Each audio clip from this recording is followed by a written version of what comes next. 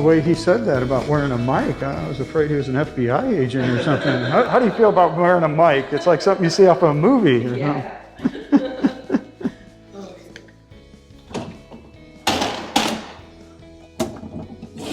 Just get this dishwasher started. It takes some time to cycle through, so then we'll do some, let's see, heat dry, wash temp, we're gonna boost it. And then we'll do some thermal imaging before we start turning on all of the, heating and cooling systems so we don't throw the temperatures off. We can kind of get a baseline reading for everything.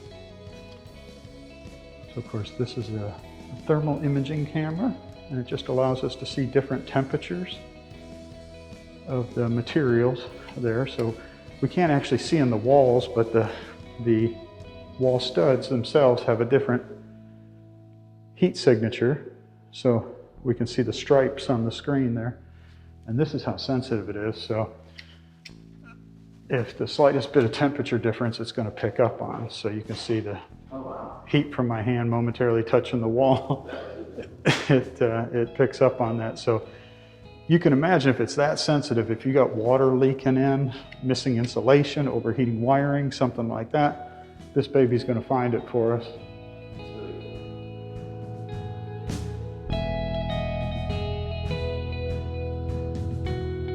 And we'll do this again after we run water through all the plumbing fixtures to make sure that there's no leaking in the plumbing fixtures or anything like that. It's just good to do this ahead of time to like I said, once we start turning the lights on and running the heating and cooling, kind of like setting a base. So therefore, if we look and we go, okay, well, it's kind of cooler in this corner right there. That's normal because when they're constructing it, they insulate the wall, but nobody ever gets that corner of the framing and stuff like that. But if we saw something like that on here, then we know after we run the plumbing, hey, that was there before. It's nothing leaking in there.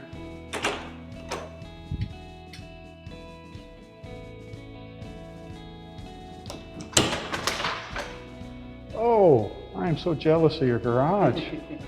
This is awesome. We'll look into if we can just do a simple adjustment to close that gap up at the top of the door. But you can see some light coming in up top there. Definitely want to get that closed off. You can get all kinds of insects that come in here and make nests. And besides that, you got living space above here, and those are insulated doors. So it makes no sense to have insulated garage doors if you're going to leave a gap open at the top of it there. Let's go upstairs and then get started on more exciting things.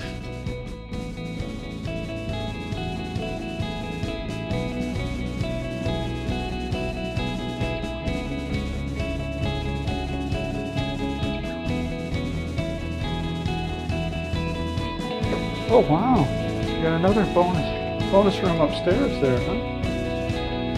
So this was finished off by the homeowner afterwards, huh? Not saying that they didn't get a qualified person to do it or something like that, but this is very similar to, this is an area where we don't know if it was permitted or not like that, so we'll definitely be scrutinizing all the wiring and everything done up here.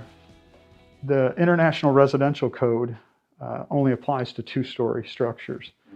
When you get into a 3-story structure, that you have to go up a notch to the International Building Code, which would be more like a commercial building code and stuff like that. That's the reason why the builder left it unfinished, because the fact that if he had it finished out, it would be in a whole different permit and scrutinized to a whole different level of codes and things like that. So they left it bonus room, and then they chose to finish out. There's nothing really wrong with that. There's that door that's to the attic. Goes to the attic space? Yeah, we'll take a look. Yeah, we'll go through this. We'll save the fun stuff for last. Okay. So these that look like regular looking outlets are actually GFCI protected by that outlet on the end there. So if you ever lose power to these, just reset it here. And that GFCI is a personal protection device against getting shocked. So if you're over here making your margaritas or something and the thing goes haywire, you don't get shocked at a trip that before that occurs. It's got a built-in test button. I'm using the testers to check it, make sure everything's working. It says test monthly. I don't see anybody doing that, but you may want to at least test it yearly to make sure, because they do have a limited life on them. In the refrigerator, we wouldn't want that GFCI protected because you don't want that falsely tripping and losing your food in there. Looks like the island's going to be protected by these over here.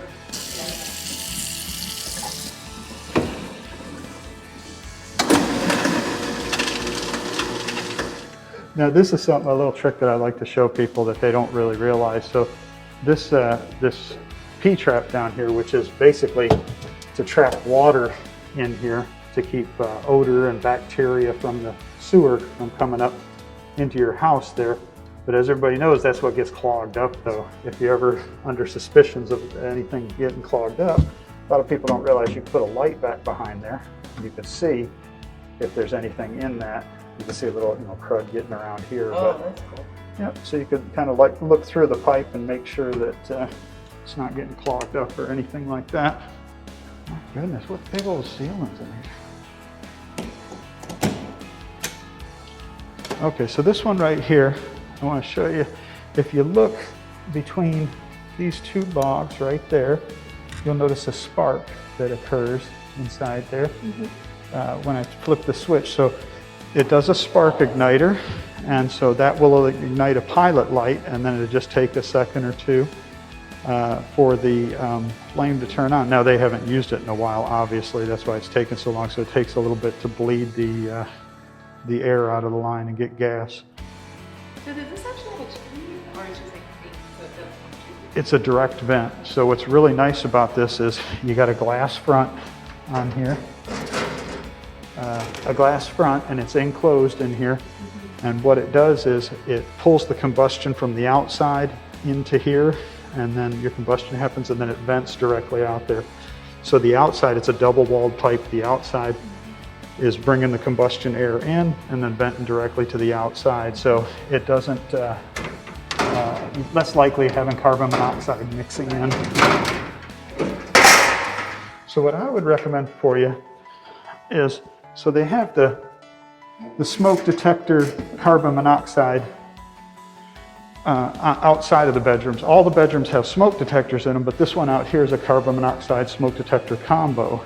And that's going to go off when it reaches deadly levels. But what about the in-between times? You can get carbon monoxide enough to make you sick or give you a migraine headache that lasts for days. So usually what I recommend for people is to get one of those carbon monoxide monitors that give a digital readout of the current levels and plug it in somewhere where you're going to be able to see it, where it's visible. And say that you wake up and everybody in the house has a headache, and you're like, oh, that's curious. They actually have peak levels on there, so you can press a button and see the peak level of that. So you could say, oh my goodness, last night, we got 38 parts per million. I wonder what's going on, and you could look into it and everything. Now, with that spark igniter, a lot of people see that switch and, oh, it's an electric spark igniter. When the power goes out, I can't use my fireplace for heat. Well, that's not true. You can actually, it's got a battery backup, so you can put 2D batteries inside there and still be able to use the fireplace when the power goes out. So now the pilot light's lit, and then poof, away you go. And then, now don't get too excited about this, but there's a high-low right here. So you can adjust the flame level. That's low, that's high. So, I mean, you're talking about, what, an inch difference or something like that, so.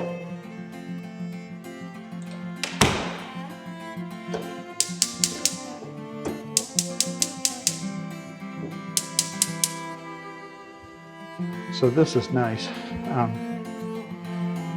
Everybody loves cooking their cooktops to be gas. If you're a baker, though, you prefer to have an electric oven. So instead of just buying a range and sliding it in there, yeah. So you kind of get the best of both worlds. And it's a convection oven.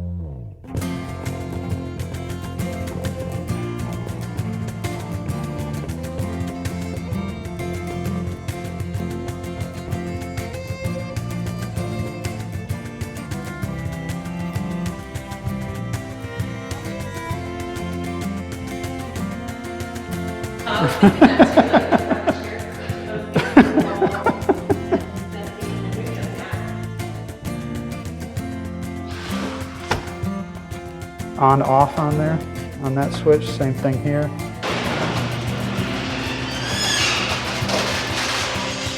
But these is a panel higher, it's a foot higher than your standard garage. That's actually, when it's not wound up, that's a straight line going across it. We need to get that adjusted because it should have stayed in that balancing position there. Now what we'd be looking for is a garage door tune-up. You probably hear about them advertised on the radio all the time about the garage door tune-ups. And that would involve adjusting that spring tension, and they would lube all these moving parts, making the door quieter and everything at the drywall seam. So you can see that's a drywall seam. Gypsum drywall takes oh, it flashed. Now they know I took it. And so what this does is it circulates the hot water between the master and the hot water tank. So that's keeping it flowing. They are using a timer on it, which is a smart thing, but you might want to adjust that according to your schedule. So there's no need to have that hot water circulating all night while you're sleeping or while you're gone to work. So you'd want to adjust that timer right there. The pump itself is using electricity, so it's like a 40-watt light bulb being on. And yeah, so that's the reason why you'd want to use the timer. Plus that water being circulated, when it comes back, it's cooler than when it left. Exactly, to maintain the heat. So although it makes it nice for water conservation, it makes it terrible for energy efficiency, really. So that's the reason why you'd want to use that. Okay, 50-gallon, 2014.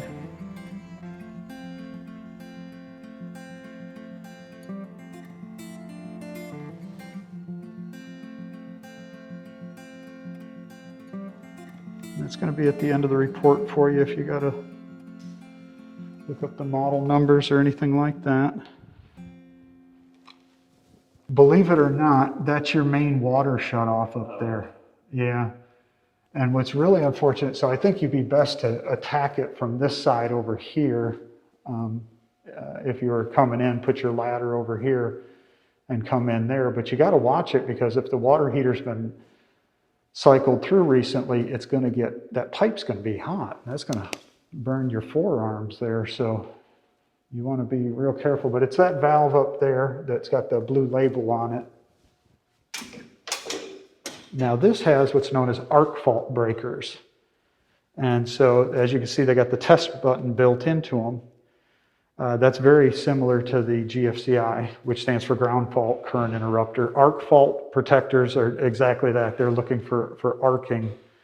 So just a fancy word for sparking. So traditional breakers work with heat buildup, or if something grounds out. So if something grounds out, it should trip, or if there's a heat buildup, it'll trip. These breakers will do the same thing, but they also monitor the current between the hot and neutral wires. And if there's any signs of that jumping back and forth erratically, it will trip before a fire occurs there. So just an added level of protection. So yearly, you should check these things just by pressing the test button, and it should trip like that. And then go ahead, turn it off and back on, off, back on. Now, if you press that and it doesn't respond, or it makes a loud buzzing noise before it trips, then that one's bad, and we'd need to get that replaced. These build up some heat, and that's what gives them a limited life on there. That's why they should be tested yearly like that. What I'm doing here is just getting a control for what the moisture levels are in here. at the stain itself, it's actually a lower moisture level, but above it here, I did get one area where it kind of spiked up a little bit there. We're going to note this in the report. Hopefully that'll open up a conversation with the sellers to maybe give some input like, oh yeah, that happened this time and we forgot to mention it, or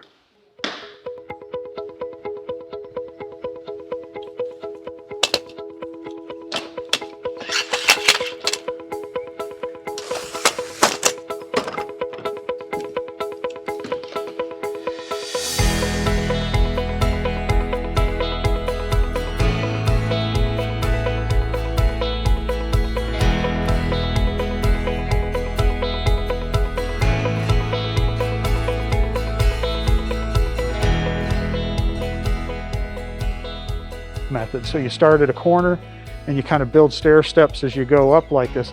If you look at this roof, you'll notice through, yep, all the lines right there. So what they do is this looks like a sewer easement through here. Duct tape is not the answer for everything. So it looks like they have an irrigation system here, and maybe we can make a note of it. And so you don't want to ever see any water dripping out of that. That means that, you know, it's already saving your ceiling, you know. This is going to be one of your irrigation control valves there. We also noticed that Now these get big. I think you got one out back, don't you, or something like that? This is another gas shutoff for your fireplace. So take that serious, it does get hot. So yeah, we might want to get that dryer vent. You can see all the lint hanging out of there, holding the door open ever so slightly. So is the house under a termite bond right now? You might want to take a look at the bond. Sometimes, so the way to read those bonds, they seem simplistic, but they're really set up to be in the termite company's favor. Looks like they got a little compost area back here. I was curious about the rock spillway. So it looks like the property back there kind of drains this way some. So they made this rock spillway just to keep the soil from washing out. Yeah, so it looks like they had a problem, but they addressed it over there. You guys could make mojitos, man. Oh, wow, that smells awesome.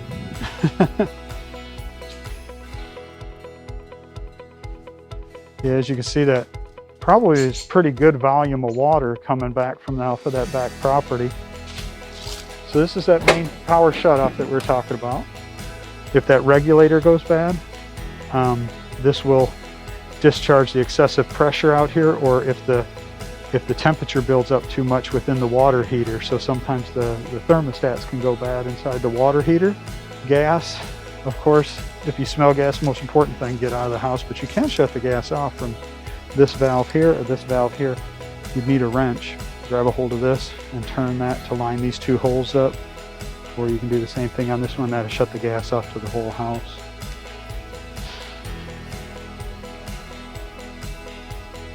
Hopefully this might give us some indication where that water stain came from.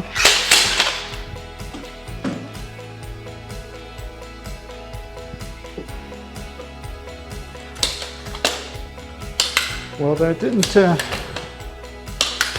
give us any more clues to what caused the water stain up there.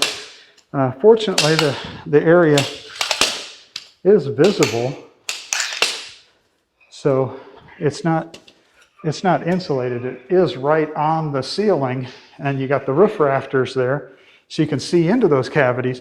But there's no stains or anything like that, or nowhere that I can tell where it's coming in at. So we're still making note of it in the report.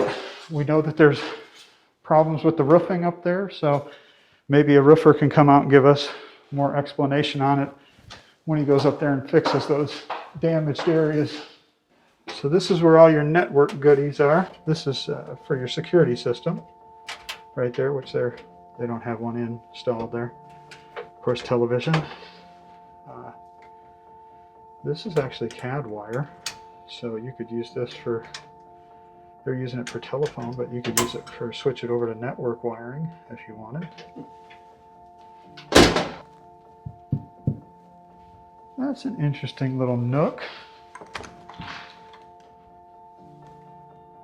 Oh, they did. They actually bumped in. Okay, so one thing of having little nooks like this, people build these in, but when they build them into exterior walls, all of a sudden you lose the insulating value. They actually went through all the trouble of building a little bump out on the other side to get the insulating value desired there. That conversation we had about the gap on the bottom of the door because the return was outside, you got a return in each bedroom upstairs here. So these bedrooms, it doesn't matter. We close the door, you're going to get good air circulation. Yeah. It's not dependent on some little stinking gap underneath the door there. Really good. Yeah. So this would be for your other keypad if you did elect to have a security system. So this is a nice straight crack, so that's a seam. The type of cracks you want to be afraid of are the ones that go diagonal. The diagonal rips are what they call thunderbolts in there. And then you want to check the doors, make sure they're still square within the frame opening and everything like that. So you're in good shape there. Ooh, I like the tub.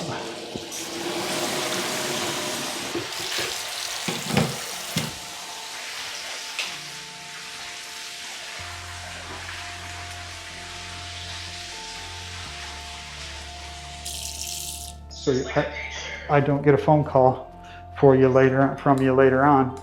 The hot water that comes out of here, out of the tub, by code they're required to put this device in. And what this device is, this just does the tub only. It mixes the hot water and the cold water to make the water not scalding. Now the reason why I was wanting to explain this to you now is I've been getting a lot of phone calls after people move in and they're like, you know, Scott, I can't get hot water in my tub, and by the time I get it filled up, it's a lukewarm bath and everything.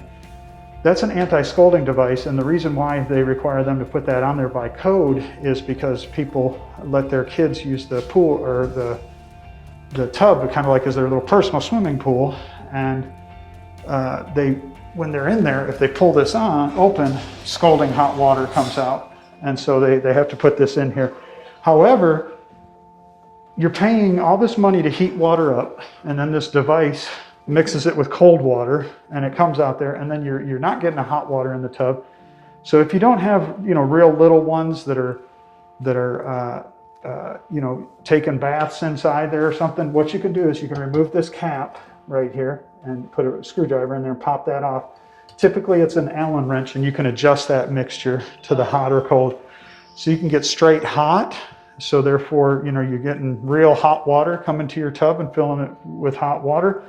Or, you know, you could just mix it to a little bit less cold water or more cold water, whatever you desire there. But with these shower valves, you got very much the same thing.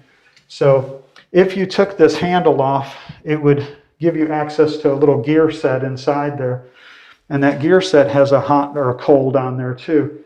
And that has a little bit of a mixer on there so that you can't get it up to scalding. But still, I get calls from people all the time that are like, hey, look, why isn't my shower getting hot? I want a hot shower, you know. I crank up the hot water heater. My faucets are burning my skin off my hands, but I can't get hot water there. So you can adjust those things at these anti-scalding fixtures. Now that is real tight, which is an indication that there might be something going wrong with that valve. Give it a try, one of you guys, and see. You'll see what I mean. The ones downstairs are like so easy to, but that one right there, Oh yeah. you got to put some muscle into it to turn it. And that's an indication that that valve's getting bound up in there and that we might need to get it replaced. Now, as pretty as a 100% tiled shower is, they're extremely problematic. Take it from me doing inspections on resale homes there, that a tiled shower floor is going to give you some problems. This having the like the cultured marble composite floor down in there, you only got one gasket that can possibly go bad, and that's to the connection at the drain, and that's easily fixed. Yeah, so for longevity, this is ideal. You know, some people are like, oh, I wish it had a tiled floor. No, you don't. No. This right here, this is the reason why we did it ahead of time, so you could see as we've been running hot water through things and everything, that's actually where a plumbing line runs through there, so you can kind of start to see. This backs up to the water heater right there, so you can see the hot water line coming up through there, and then like we're talking about, once the lights are on and stuff, everything kind of changes, but that's all normal stuff. Hey, Scott Webb here with Georgia Home Pros. Just did an inspection here at 1020 Patriot Trail, and I just want to go over the findings here, just to kind of summarize things real quick. The garage door, one of them, we need it adjusted so that it completely closes against the top of the door frame. There's enough of a gap that we could get insects coming in there, nesting. Also, we have living space above, and we got nice insulated garage doors, so we want to make sure that those completely close against the weather stripping there, so that we get the maximum energy efficiency and keep little friends from flying in and out of there. Also, on the smaller garage door, we need the spring tension adjusted there. That's going to help that opener lift that door up there. So that's really what lifts all the weight, is that spring. And with it losing tension like that, that's going to cause that opener to burn out prematurely there. And also, Lord forbid that the power goes out, you want to be able to make sure that you can open that door with ease. You don't want to have to muscle that door open. The kind of a unique house that we have a third story up top there. The window screens are missing off of that third story.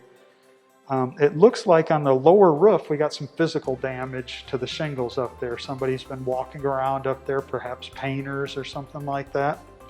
But we got physical damage that's torn away at the granules, and also a few areas that are damaged. One that actually has a hole poked through it that looks like it might have been from a ladder or something like that. We did find a stain on the garage ceiling out there. We did find a spot that has a higher moisture content than all of the control samples that we took around the stain. So we got to believe that that's something that's possibly active, and we want to get taken care of. The stairwell wall going up to that third floor, behind the drywall is not insulated, so we want to get some insulation that can be easily accessed from the attic, and doesn't really cost too much, but will make a huge difference in your energy bills. So when they finished out that third floor up there, it was just bonus space when the builder did it. They put 2 registers up there, but there's no return. So you're not going to get good air movement, and you're always going to get a heat gain where heat rises up there. So it's always going to be a challenge anyways to keep it at a comfortable temperature, let alone without that return on there. So for instance, here's a large return here, and we got a couple of supplies. So with these blowing out and this sucking back, it's blowing more intensely in here, moving that air movement real good. Up top there, it's going to get pressurized, and you're just going to stop getting that air movement, and air is going to move more to other registers that are moving the air through the space more efficiently.